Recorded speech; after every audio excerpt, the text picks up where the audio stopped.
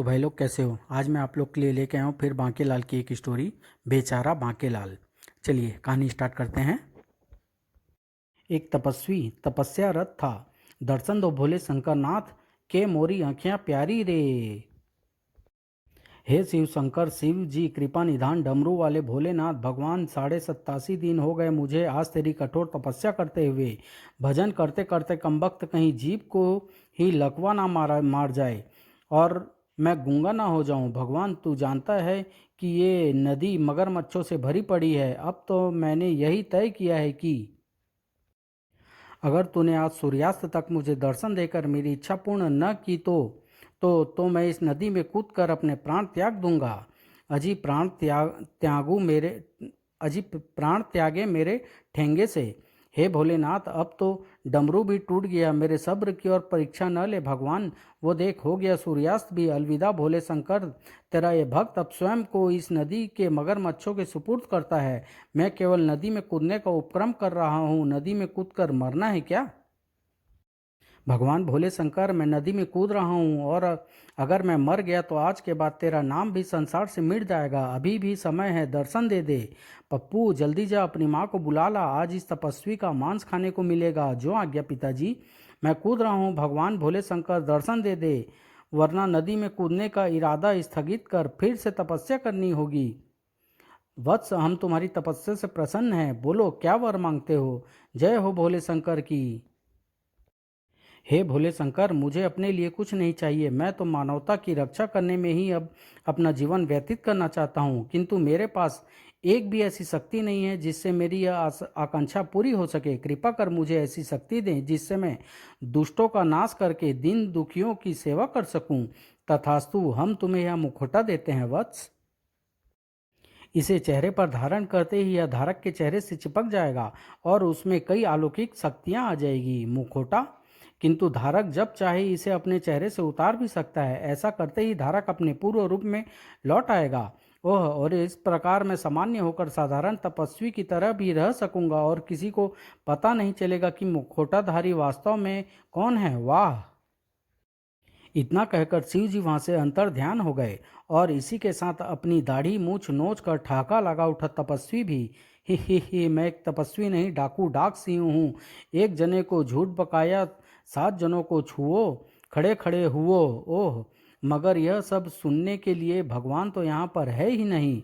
खैर जाने दो, अब मैं धारण करता हूँ ये मुखौटा। ही।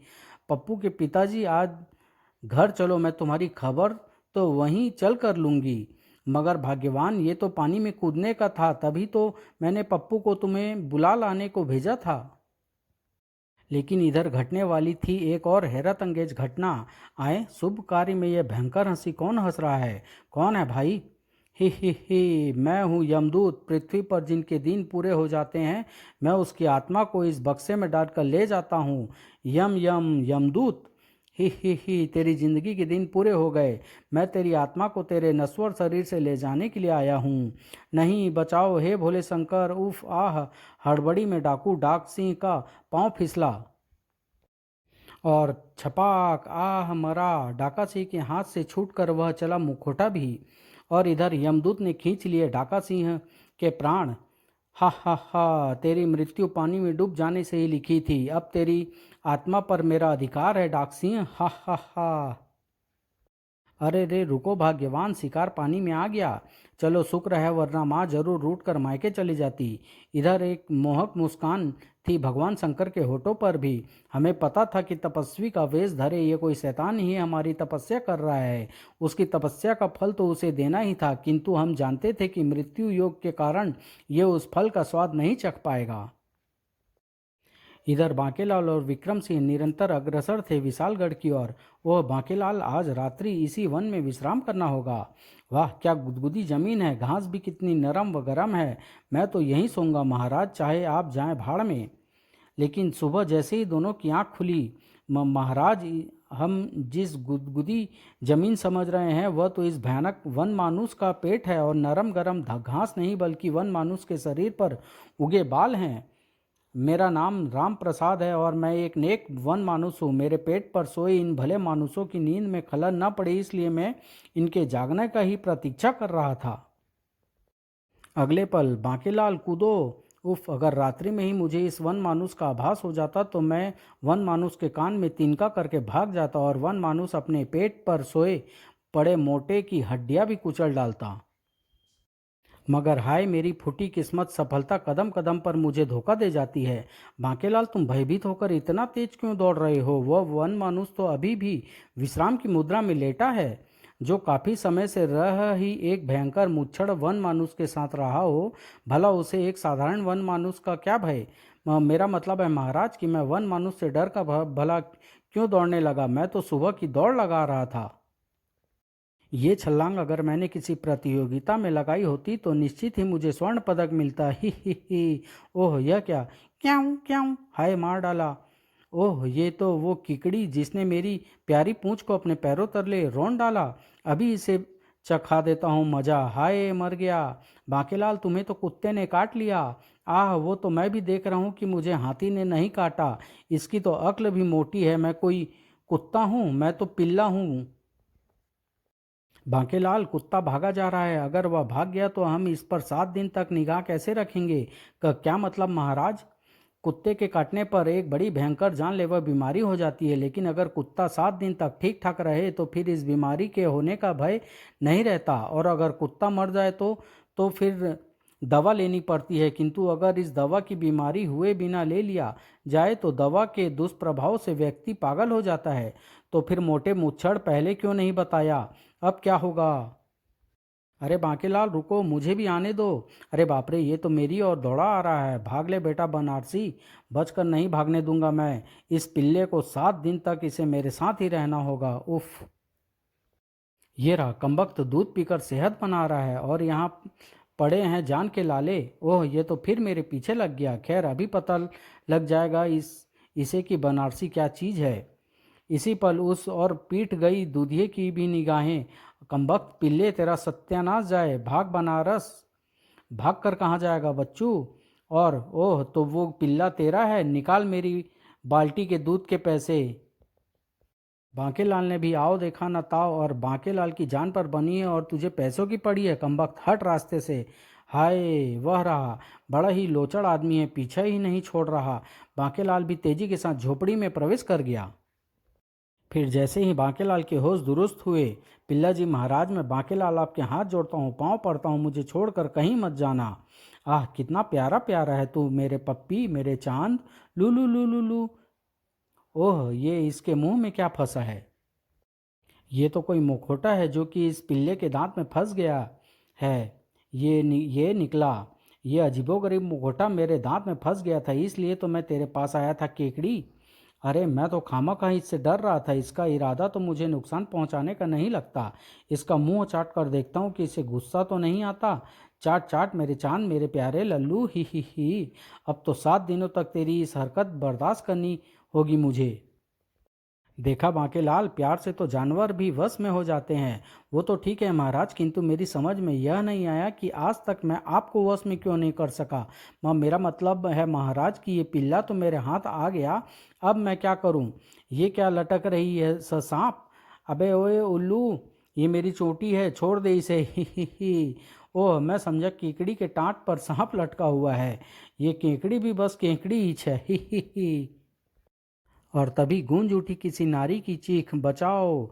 बांकेलाल, ये तो किसी नारी की चीख है, मगर इस वक्त तो मुझे ये किसी बेचारी की चीख मालूम पड़ती है।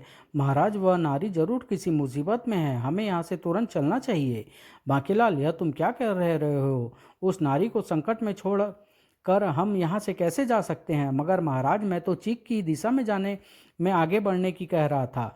पता नहीं कैसी मुसीबत में होगी वो नारी। ओह, लेकिन इससे पहले कि बांकेलाल और विक्रम सिंह एक कदम भी चीख की दिशा में आगे बढ़ पाते, बचाओ। तभी सामने आ गया वह खतरा, एक भयानक राक्षस। मैं हूँ राक्षस, नाम है मेरा कोकड़ झाड़। बचाओ बचाओ, कोई मुझ सुंदर राजकुमारी को इस शैतान राक्षस से बचाओ। बांकेलाल, जल्दी जाओ, राजकुमारी के प्राण संकट में है। मगर महाराज, उफ, अरे बाप रे, ये तो मुझे मुझे भी मरवाएगा। अगर तुम राजकुमारी के प्राणों की रक्षा करने आए हो तो भाग जाओ। मैं चूहे से युद्ध नहीं करता। मेरे सिर में भी कौन सा दर्द है कि मैं तुमसे युद्ध करके अपनी हड्डियों को टूटने की दावत दूं। हे ईश्वर, मददगार भी भेजा तो डेढ़ पसली का। अब मेरा क्या होगा? ये राक्षस मुझे खा जाएगा। और राजकुमारी की बात सुनकर अब भला बांकेलाल का खून कैसे न खोलता। तभी गुनगुना रहे हैं भंवरे, खिल रही है कली कली। ओह, मेरा लल्लू चिड़िया कहाँ से पकड़ के लाया है? और पिल्ले के मुंह में दबी छटपटाती चिड़िया को देखकर बांके को सूझ गई एक युक्ति और चीख पड़ा बांकेलाल, ए राक्षस रुक जा।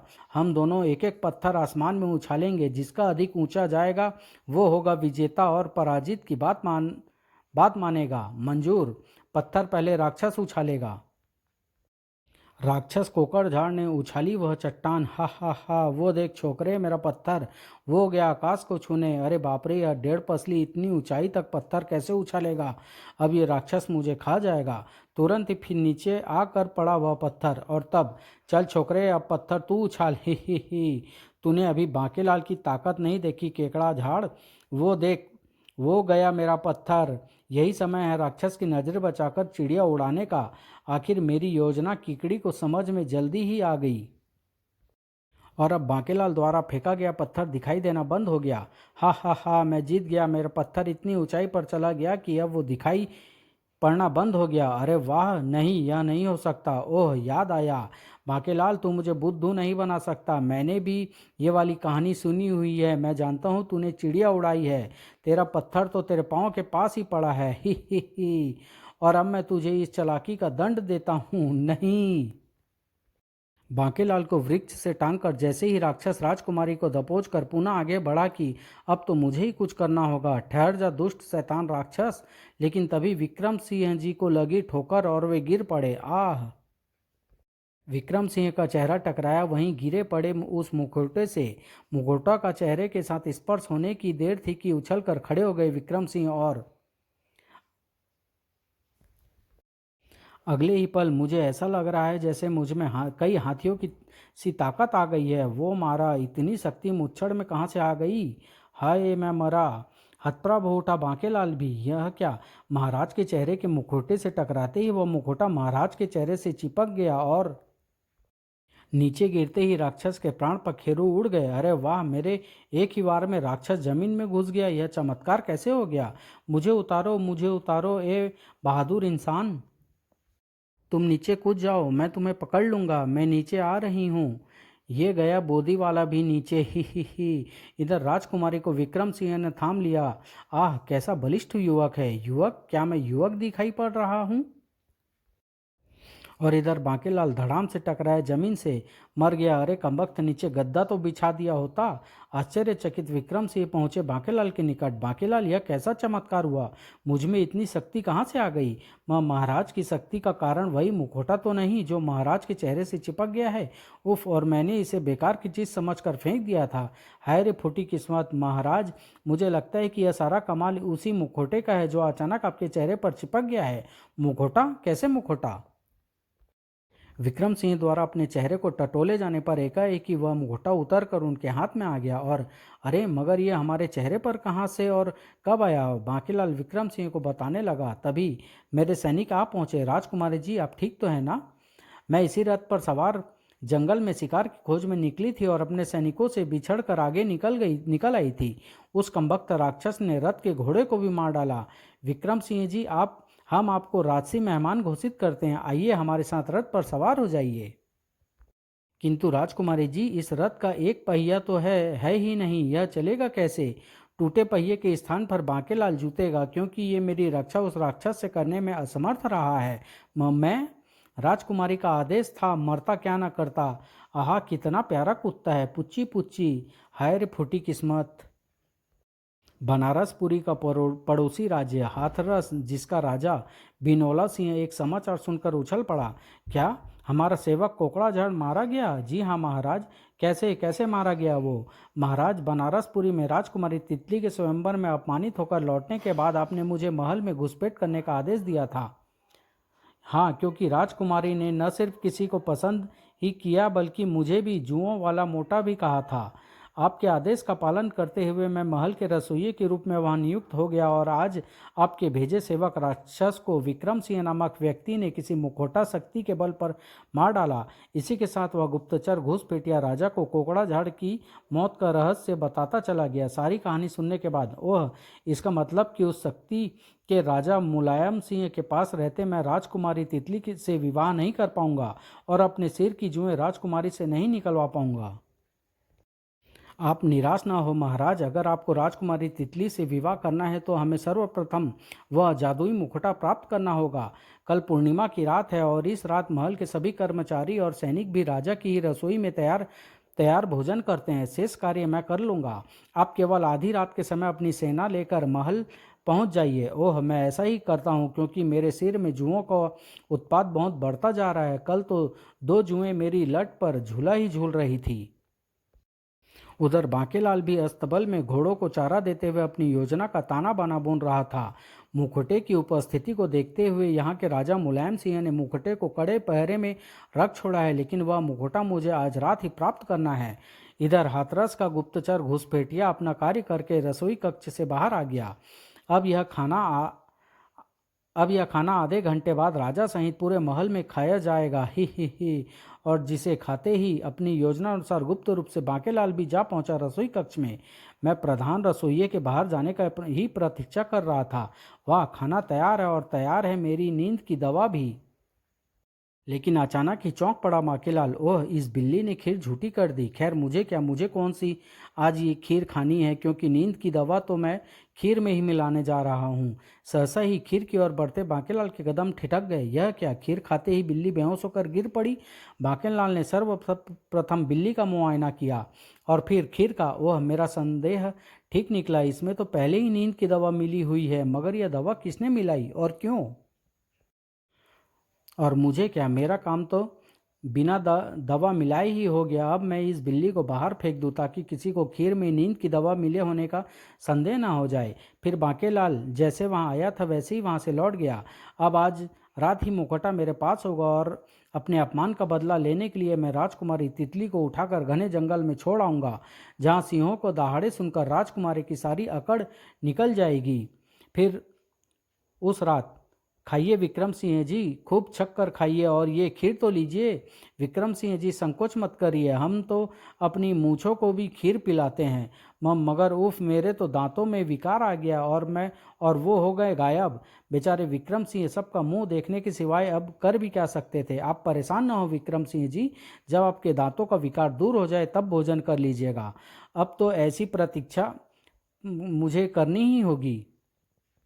और उस रात्रि महल के चप्पे चप्पे पर गूंज रही थी सिर्फ और सिर्फ खर्राटों की ही आवाज़ें। इधर एकाएक ही किसी आहट से नींद टूट गई विक्रम सिंह की और वह बांकेलाल, मगर ये दबे पांव कहाँ जा रहा है? यही अवसर है, पहले मैं प्राप्त करूंगा मुखौटा और फिर राजकुमारी को उसके कक्ष से उठाकर जंगल में छोड़ दूंगा। अब आएगा मजा। नींद में बेसुध पड़े पहरेदार की अंटी से चाबी निकालकर बांकेलाल ने वह कक्ष खोल लिया और यह रहा मुखौटा। ही बांकेलाल यहाँ क्या कर रहा है? इस बार योजना के असफल होने की कोई गुंजाइश ही नहीं दिखती। बांकेलाल के जाने के बाद हाथरस घुसपैठियों ने उस कक्ष में प्रवेश किया। सब कार्य योजना अनुसार हो रहा है। महाराज भी पहुंचते ही होंगे अपनी सेना लेकर, लेकिन अरे, मुखौटा कहाँ गया? जल्दी से कक्ष से बाहर निकला वह, और मुखौटा तो मिला नहीं। मुझे तुरंत राजकुमारी को अपने कब्जे में लेना चाहिए। जबकि बांकेलाल निर्विघ्न पहुंच चुका था राजकुमारी के कक्ष में। बेसुध पड़ी है राजकुमारी। बांकेलाल राजकुमारी के कक्ष में क्या कर रहा है? सब कुछ रहस्य से भरा लग रहा है। बांकेलाल ने नींद में बेसुध पड़ी राजकुमारी को अपने कंधे पर लादा और मैंने राजकुमारी के स्थान पर तकिए रखकर चादर उड़ा दी है ताकि किसी को होश में आने के बाद भी राजकुमारी के गायब होने का पता जल्दी ही न लगे, और इतना समय मेरे पास लौट आने के लिए काफ़ी है। बांकेलाल के उस कक्ष से बाहर निकलते ही जल्दी करूं, क्योंकि नींद की दवा का असर कुछ घंटों तक ही रहेगा। शुक्र है राजकुमारी पर मेरा अधिकार हो गया। अब राजकुमारी को मैं महाराज को सौंप दूंगा और फिर महाराज महल पर आक्रमण करके बनारस पुरी पर अधिकार कर लेंगे। जबकि उस समय उधर बांकेलाल की राह रोक ली विक्रम सिंह ने। बांकेलाल ठहरो। महाराज, आप उफ, इस मुच्छड़ पर नींद की दवा का असर क्यों नहीं हुआ? बांकेलाल, मुझे बताओ कि यह क्या रहस्य है? तुम राजकुमारी और मुखटे को लेकर कहाँ जा रहे हो? और महल में सब के सब नींद में बेसुध क्यों पड़े हैं? लेकिन इसके पहले कि बांकेलाल अपनी सफाई में कुछ कह पाता, ये तो तुम्हारे लल्लू के भौंकने की आवाज़ है। बांकेलाल, आओ देखें कि वो क्यों भौंक रहा है। अरे ये तो रसोईया है, मगर लल्लू के ने इसकी टांग क्यों दबोच रखी है? उफ, लगता है मेरी फूटी किस्मत को मुझ पर फिर रहम आने लगा है और सारे खेल एक बार फिर बिगड़ने वाले हैं। और इसने तो शायद राजकुमारी के धोखे में तकिए को उठा रखा है। ओह, कहीं खीर में नींद की दवा मिलाने वाला यही तो नहीं? अरे, राजकुमारी को तो उसने उठा रखा है, फिर मैंने किसे उठा रखा है? तकिए? और तब विक्रम सिंह को सारा माजरा समझते देर न लगी। ओह बांकेलाल, अब तुम्हें कुछ भी समझाने की जरूरत नहीं है, क्योंकि मैं सब कुछ खुद ही समझ गया हूँ। क्या समझ गए हैं महाराज? छोड़ दे कमबख्त, यही कि राजकुमारी और मुखटे की रक्षा के लिए ही तुम सब कर रहे थे। अब समझ में आ गया, महल में सब कर्मचारियों के बेसुध पड़े होने का रहस्य इस कमबख्त ने जरूर भोजन में नींद की दवा मिला दी होगी। तभी एक तरफ से उठा शोर सुनकर विक्रम सिंह ने कड़क कर पूछा, यह शोर कैसा है? बोलो। हमारे राजा बिलोल सिंह ने अपनी सेना के साथ महल पर धावा बोल दिया है। मुझे इस पिल्ले से बचाओ। यह सुनते ही बांकेलाल, ऐसे संकट के क्षणों में हमें नींद में बेसुध पड़े महाराज मुलायम सिंह की मदद करनी चाहिए। मैं ये मुखौटा लगाकर दुश्मनों का सफाया करता हूँ, तुम इस शैतान पर नजर रखना। हाय रे मेरी फूटी किस्मत। और मुखौटा लगाते ही विक्रम सिंह में भर गई जबरदस्त शक्ति। और तब विक्रम सिंह ने एक सैनिक की तलवार उठाकर तुरंत दुश्मन सेना में मचा दिया तूफान। बचाओ, आह आह। शीघ्र ही राजा बिनोना सिंह, कोई हरकत मत करना, अन्यथा मेरी तलवार तेरा सिर धड़ से जुदा कर देगी। मेरे सिर में जुओं की भयानक जंग छिड़ी है, मुझे केवल सिर खुजाने की इजाज़त दे दो। कहाँ गया मेरा गुप्तचर? कहता था सब संभाल लेगा। और तब जब एक एक करके सबको होश आ गया, अरे विक्रम सिंह जी, यह सब क्या है? और ये तो महाराज बिलोल सिंह हैं, ये यहाँ कब पहुँचे और अपने आपने इन्हें बांध क्यों रखा है? तब विक्रम सिंह ने कह सुनाई सारी कहानी, जिसे सुनने के बाद बांकेलाल, अगर आज तू ना होते तो ना जाने क्या हो जाता। मैं तुम्हें 5,000 सोने की असरफिया इनाम में देने की घोषणा करता हूँ। और महाराज, मैं बांकेलाल की ओर से वह 5,000 असरफिया राज्य के निर्धनों में बांटने का ऐलान करता हूँ, क्योंकि हम इस धन का भला क्या करेंगे? क्यों बांकेलाल, मेरे प्यारे बांकेलाल? जैसी आपकी इच्छा महाराज। तभी पिल्ला विक्रम सिंह के हाथ से मुखौटा ले भागा। अरे पकड़ो उसे, ठहरो। मगर महाराज, इस मानव को काटने के बाद मुझे 7 दिन तक इस पर नजर रखनी थी। 7 दिन बीत गए, अब भागो, अब मेरी जान को कोई खतरा नहीं। बांकेलाल, अब न तो उस मुखौटे की हमें ज़रूरत है और न ही उस पिल्ले की, क्योंकि 7 दिन बीत चुके हैं। ओह, और बेचारा बांकेलाल मन बसोस कर रह जाने के अलावा और कर भी क्या सकता था। समाप्त।